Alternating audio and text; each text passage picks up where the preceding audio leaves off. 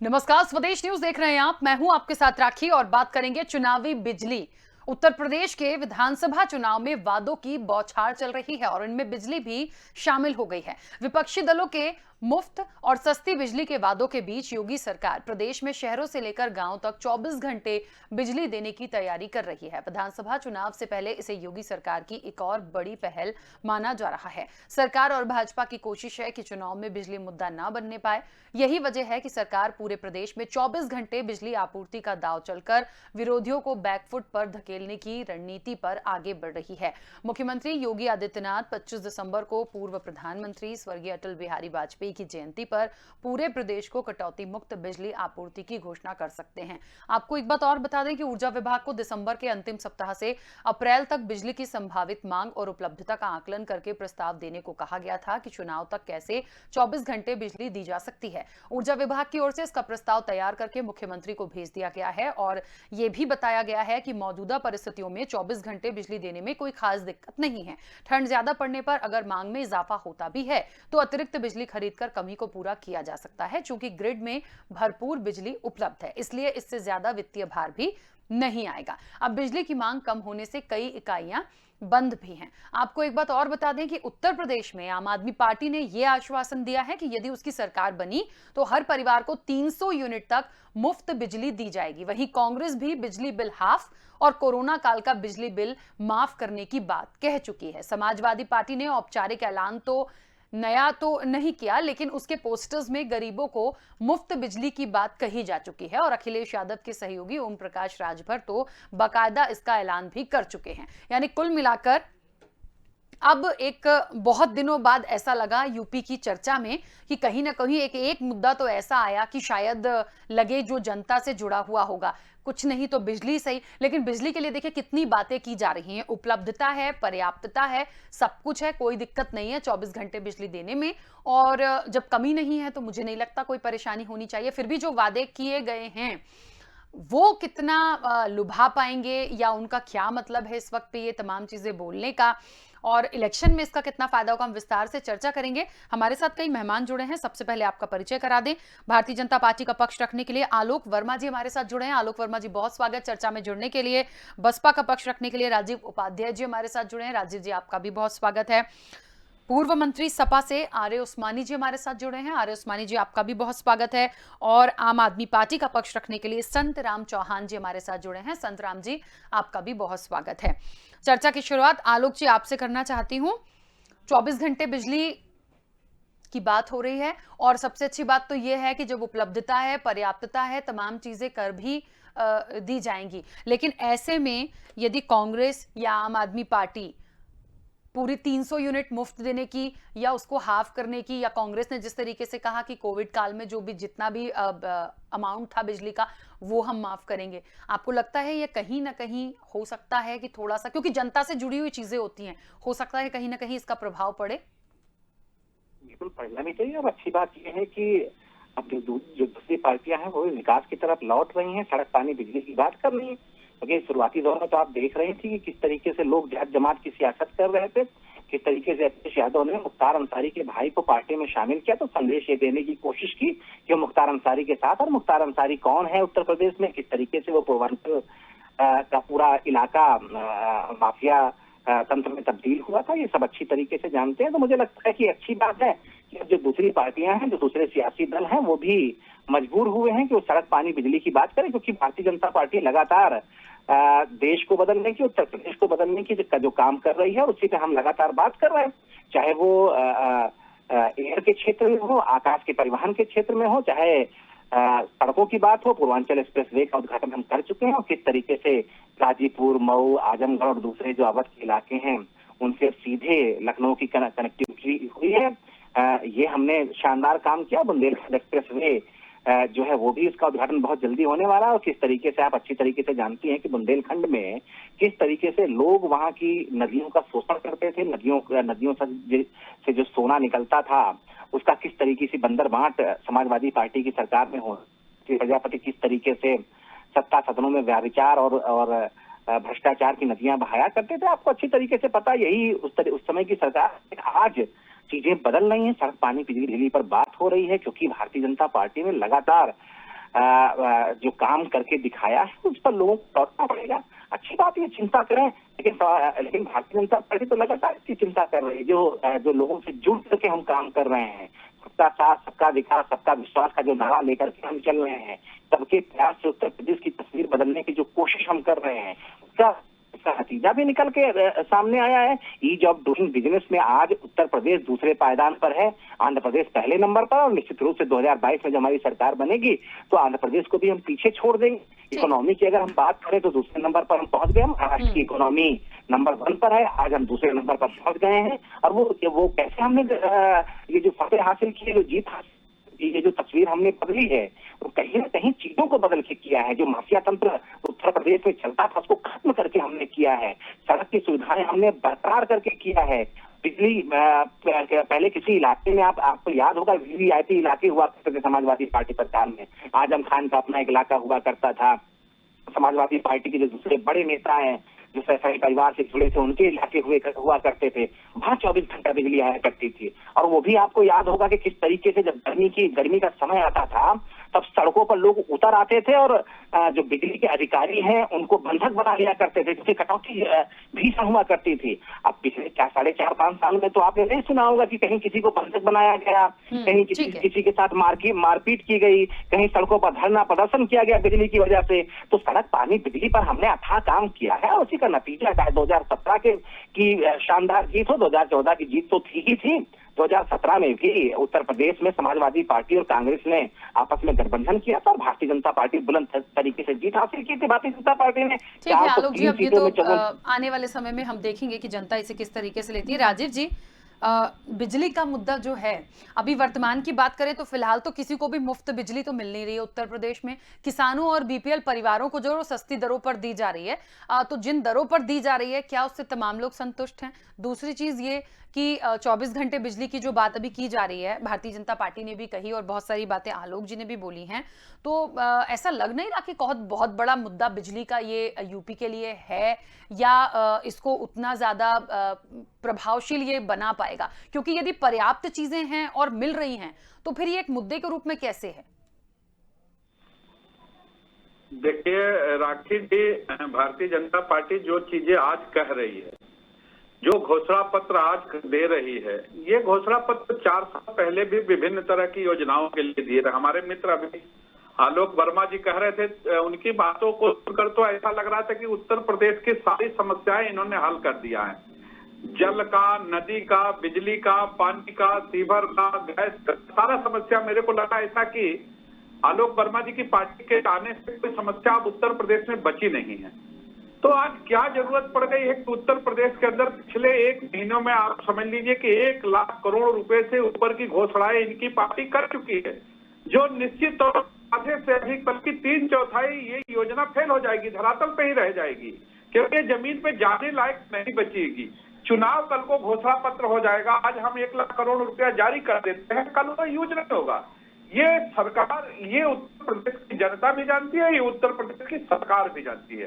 पहला चीज। दूसरी, बिजली के मामले में आ जाए, अगर आलोक जी की पार्टी कह रही है कि हम बिजली मुफ्त देंगे, देंगे, जो भी करेंगे, ये नहीं बता रहे कि 4.5 वर्षों में आपने क्यों नहीं जनता को मुहैया कराया, उपलब्ध कराया, जो आपने सरकार का अभी 4.5 पौने 5 वर्ष से सरकार आप चला रहे हैं। तब तो आपने नहीं कहा कि नहीं हमने जनता को मुफ्त दे दिया। आपने तो उत्तर प्रदेश के अंदर जनता को जमीन के अंदर नहीं बल्कि गड्ढे के अंदर दफन कर दिया।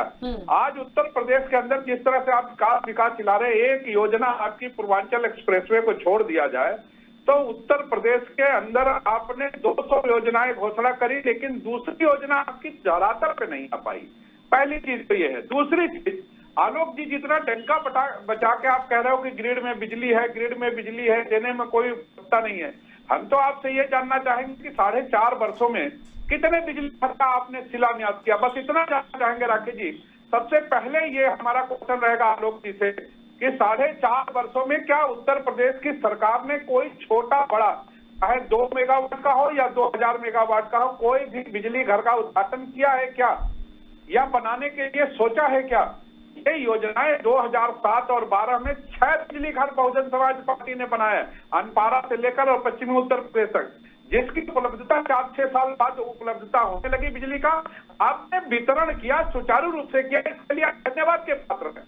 लेकिन आप ये कहते कि हमने बिजली पैदावार कराई, क्या बिजली पैदावार के लिए अभी और सोच रहे हैं? ये आपने कभी सोचा नहीं। आपने शिलान्यास किसी चीज की जमीन पे धरातल पे किया नहीं। आप जितनी अच्छा झूठा घोषणा पत्र देना हो तो आप देते रहिए भाई। झूठा घोषणा पत्र देने पे जनता को गुमराह करने में क्या आता है? आप बता दीजिए कि हम आपको सब कुछ दे देंगे, आप सुबह नहा धो के तैयार रहिएगा, आपके बिस्तर पे ही भोजन आ जाएगा, आपको सब कुछ मिल जाएगा, घर भी मिल जाएगा, फीस भी मिल जाएगा, दवा भी मिल जाएगा, आपको कहीं कुछ जाने की जरूरत नहीं। घोषणाएं इस तरह से हो रही हैं जैसे कि लग रहा है कि घोषणा को जब इम्प्लीमेंट किया जाता है तो कितनी लागत आएगी, ये कोई दल जोड़ रहा है और इसका भार किसके ऊपर पड़ेगा?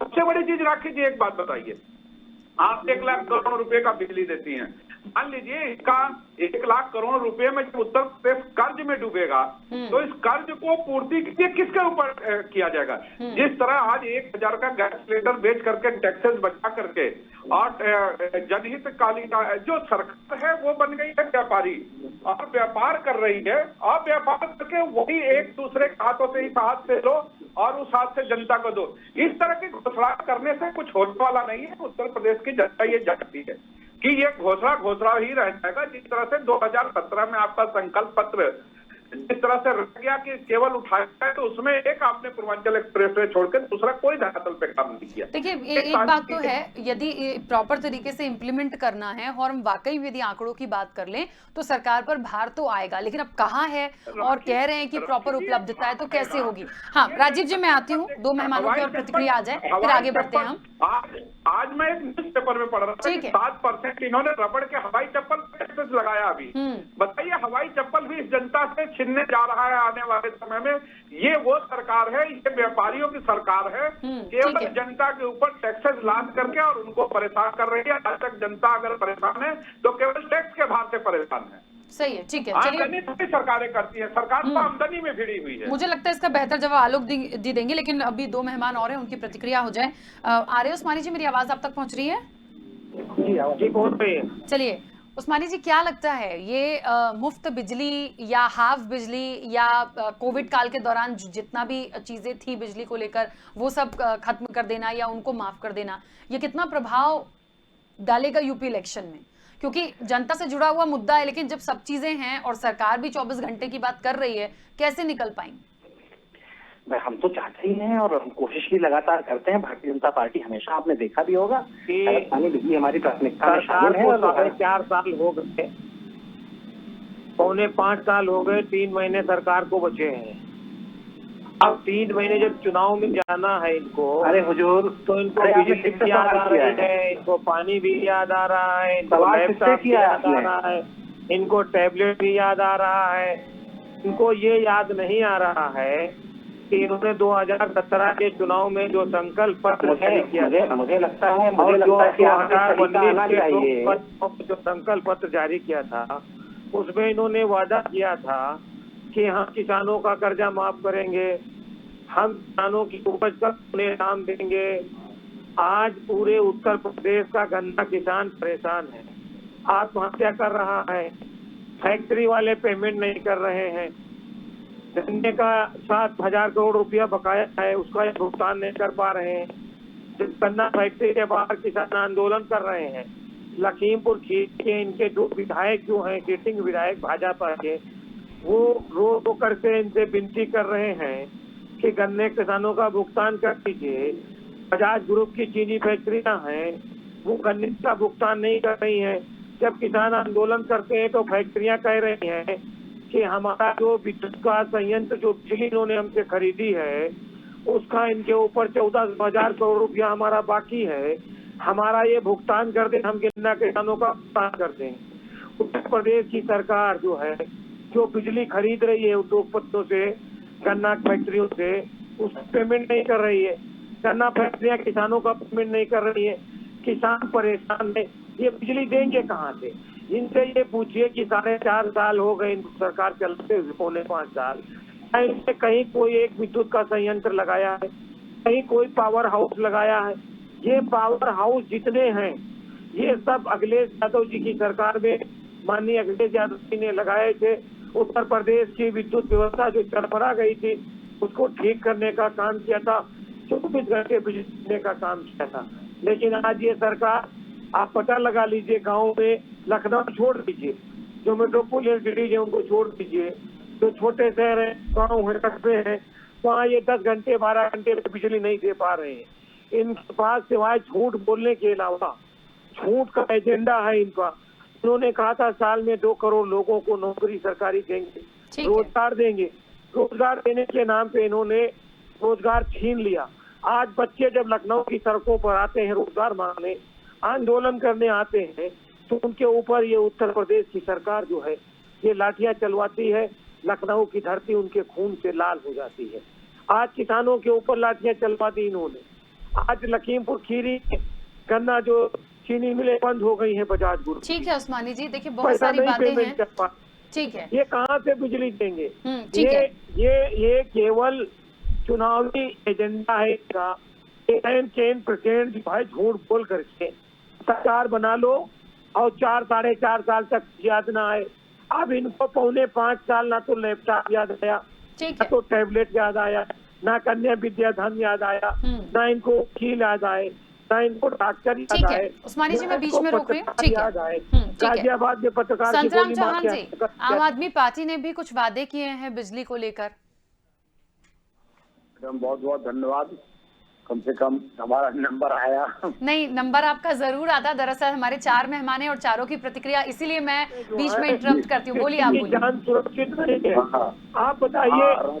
प्लीज बीच में कोई ना बोले, बाद में बोलिएगा। देखिए पहली बार में मैं हमेशा रोकूंगी क्योंकि मैं सबकी प्रतिक्रिया, प्लीज सुन लीजिए, उसके बाद बोलिएगा। हाँ, इनको रोक दीजिए, थोड़ा सा बाद में से बोल लें। मैं बताना चाहता हूँ आम आदमी पार्टी की तरफ से कि 3 महीने बचे हैं सरकार के, और 3 महीने में जितनी घोषणाएं ये करने जा रही है, हमारी समझ से उतनी इन्होंने 5 साल में घोषणाएं नहीं किया। मैं लखनऊ में भी हमारा निवास है। जो अभी ये सड़क की बात कर रहे थे, उस सड़क में मैं भूतनाथ से लगा करके नीलगिरी कॉम्प्लेक्स है वहाँ पे लखनऊ में, और 5 साल पहले भी वो सड़क जाती है, रिंग रोड में मिलती है। 5 साल पहले जैसी थी आज भी है। मोटरसाइकिल के टायर घिस गए हैं वहाँ पर, गाड़ियों के टायर घिस गए हैं, और वहाँ मंत्री इनका बैठता है आशुतोष टंडन जी, सामने वहीं बैठे हैं मानसरोवर बैंक पे, और इन्होंने वो सड़क नहीं बनवा पाई। सड़कों की बात करते हैं, ये मैं गांव इस समय जलालाबाद में विधानसभा का चुनाव लड़ रहा हूँ। ऐसे ऐसे गांव हैं, ऐसी ऐसी जगह है जलालाबाद के पास में जहाँ पर हमारी गाड़ी 3 बार प्रयास करने के बाद भी गांव में नहीं जा पाती। ये गांव है, देखिए, नंबर 1 कटकिया में, नंबर 2 हरेबा, नंबर 3 ये टकेली कन्या के पास में है। मैं आज भी वहीं पर था। दूसरी चीज सड़कों की दूसरी बात, अटल बिहारी वाजपेयी ने सन 2000 में प्राइम मिनिस्टर थे और इन्होंने चतुर्भुज योजना बनाई थी। आज भी सीतापुर से 1 घंटा लगता है, सीतापुर से शाहजहांपुर आइए, वो योजना 20 साल में 21 साल में पूरी नहीं कर पाए। अब ये सड़कों की बात करते हैं, दूसरों की बनाई हुई सड़कों को ये दे रहे हैं ठेके पर, दूसरे के बनाए हुए हवाई अड्डों को ठेके पे दे रहे हैं। इनकी बात सही है कि विकास कर रहे हैं, कहाँ विकास कर रहे हैं? इनको जिन लोगों ने चुनाव लड़ाया 2014 का 2019 को, उन दोनों चुनाव की ये भुगतान कर रहे हैं उन ठेकेदारों को जो कंपनियों वाले हैं, उनको सारा बेच दे रहे हैं। दूसरी चीज, ये कहते हैं बिजली की बात। मैडम आप आते हैं बिजली की बात पे, ये जो बीजेपी बिजली की बात कहती है, स्कूलों को, हमारे 2-3 स्कूल भी है लखनऊ में, स्कूलों को 9.5 रुपए में जो बिजली देती है, और वो बिजली हमको 16.5 रुपए में पड़ती है यूनिट, 16.5 रुपए यूनिट। और जो बिजली ये 7 रुपए की देते हैं, वो आदमी को 12.5 रुपए यूनिट पड़ती है। ये बिजली की बात करते हैं, ये क्या बिजली दे पाएंगे? हमारी आम आदमी की पार्टी की सरकार है, दिल्ली में दे रही 200 यूनिट बिजली फ्री। हम यहाँ भी लखनऊ में, प्रदेश में भी, पूरे प्रदेश में हमारी सरकार आई तो हम देंगे। ये तो घोषणाएं करते हैं खाली। इन्होंने 1 लाख रुपए माफ किया, तो कर्जा किसका माफ किया? बताएं कितनी पास आंकड़े, किसी का नहीं माफ किया, उन लोगों को दलालों का माफ किया। 1950 में धान उनका खरीदा है जो दलाल ने 4 बार डाला है मंडी में खड़े होकर के। और यहाँ खुशीराम है, उसको बुला करके इंचार्ज है जलालाबाद में, जो धान खरीद होती है। गेहूं की खरीद में 200 रुपए किसानों से लिया जा रहा है, धान की खरीद में 200 से 300 रुपए लिया है। एक किसान मर गया जलालाबाद में, ये किसान मर गया, वो पूरे बंजा का इसका रहने वाला था, पूरे बंजा का रहने वाला किसान मर गया। और इन लोगों ने आज तक मुआवजा नहीं दिया। मैं उसके घर भी गया हूँ और इनसे मांग भी किया। इतनी बार आई मैडम जी, इतनी बार आई, बार में 1 पैसे का मुआवजा नहीं दिया। मुझे लगता है बहुत सारे सवाल विपक्ष की तरफ से आए हैं और कटौती मुक्त बिजली की ऐसा लग रहा है कि सीएम योगी उसका ऐलान भी कर सकते हैं और ऐसा है भी कि आने वाले समय में ना होगी, पर ये कैसे कर पाएंगे, क्योंकि कुछ भी करने का प्रयास करेंगे तो उसका भार तो आएगा। देखिए, ऐसा तो हो नहीं सकता कि आप उसको कैसे मैनेज करेंगे। आलोक जी, कैसे सरकार इसको मैनेज कर पाएगी? और बहुत सारी बातें यहाँ पर दूसरे मेहमानों ने भी रखी हैं। 15 अगस्त 1947 को देश आजाद हुआ था और 17 मार्च 2017 को योगी जी की सरकार बनी।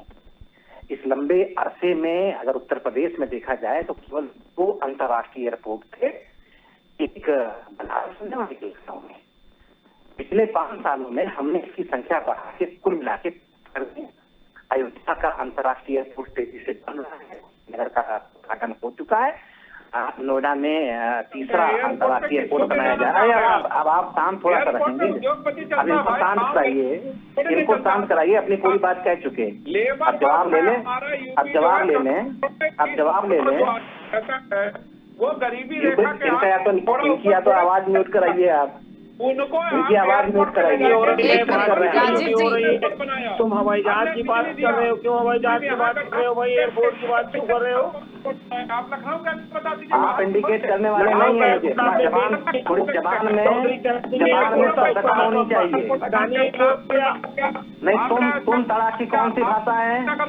तुम कौन हो बोलने वाले?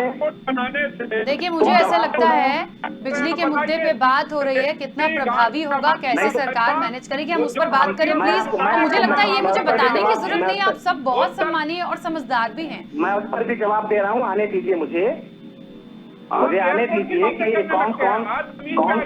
देखिए, समय की सीमा है, ऐसे बोलेंगे तो कोई तर्क नहीं आ पाएगा। हाँ, तो अभी रुक जाइए, सुन लीजिए पहले पूरी तरीके से। हमने सड़कों पर भी काम किया, बिजली पर भी काम किया। अभी मैं आपको बता भी रहा था थोड़ी देर पहले, जब आपने हमसे जवाब लिया था तो मैंने आपको बताया कि उत्तर प्रदेश में पिछले 4.5-5 सालों में बिजली के लिए कहीं पर भी एक भी प्रदर्शन नहीं हुआ। ये पहली बार हुआ है। समाजवादी पार्टी में और इससे पहले जो बसपा का शासन चलता था, इसका इतिहास भरा पड़ा था। ये लोग कैसे करते हैं इनको नहीं पता, लेकिन हमको अब फिर अगर आप इस तरीके से बीच बीच में बोलते रहेंगे तो बात तो पूरी नहीं हो पाएगी। वो तरीका हमको भी आता होगा बीच में बोलने में। जब आप बोल रहे थे अपनी बात पूरी कह चुके आप, अब हमें बोल लेने दीजिए। सरकार किस तरीके से चलाई जाती है, ये आरटी का 4 साल का पैसा गरीब बच्चों का आरटी में जो किसानों का बकाया भुगतान। देखिए, मैं यहाँ पे ये बोलूँ, एक तो समय की सीमा है, दूसरी सबसे बड़ी बात ये कि एक ऐसे विषय पर हम बात कर रहे हैं जिस पर प्रॉपर आंकड़ों के साथ बात हो जाए। सरकार का क्या प्लान है, बाकी लोग जो कर रहे हैं वो कैसे कर पाएंगे, वो चर्चा ना होके पता नहीं कहाँ की बात निकल रही है। ये पहले बताएं, फिर मैं बताता हूँ। बिजली का बकाया है, उसका भुगतान कब करोगे भाई? मैं बिजली कैसे माफ करूंगा, मैं उत्तर गन्ना प्रदेश किसानों का भुगतान कब करोगे? मैं बताता हूँ अपना प्लान दिल्ली वाला। गन्ना किसान सब जो है आत्महत्या कर रहे हैं, उनका भुगतान कब करोगे बताइए? चलिए, मुझे ऐसा लगता है ठीक है। देखिए, मुझे लगता है ये विषय बहुत बड़ा है, छोटा सा विषय नहीं है। कैसे करेंगे, क्या करेंगे, पर अभी समय की सीमा है, इसलिए आप सभी मेहमानों का बहुत शुक्रिया जुड़ने के लिए। सभी की प्रतिक्रियाएं भी आ ही गई थी। तो देखिए क्या करेंगे, अब चुनावी बिजली है, कोई कह रहा है हाफ कर देंगे, कोई कह रहा है खत्म कर देंगे, कोई कह रहा है मुफ्त कर देंगे, कोई कह रहा है कटौती मुक्त कर देंगे। अरे आप जो भी करेंगे उसको कैसे करेंगे, प्रॉपर इंप्लीमेंट कैसे होगा, और जनता के लिए ये कितना बड़ा चीज होगी कि जनता इस चीज को उतना समझ पाएगी। क्योंकि अभी तो बिजली मिल रही है, तो निश्चित तौर पर कुछ बातें ऐसी हैं जो तर्कों के साथ होनी चाहिए, लेकिन यहाँ पर तो पता नहीं किसान भी आ जाते हैं, और भी चीजें आ जाती हैं, एयरपोर्ट भी आ जाता है, बहुत सारे मसलों को ये लोग हमेशा ही कर देते हैं। खैर, जो भी है, देखते हैं आने वाले समय में क्या होता है। फिलहाल चर्चा में इतना ही। बने रहिए स्वदेश न्यूज के साथ, सबसे पहले देश।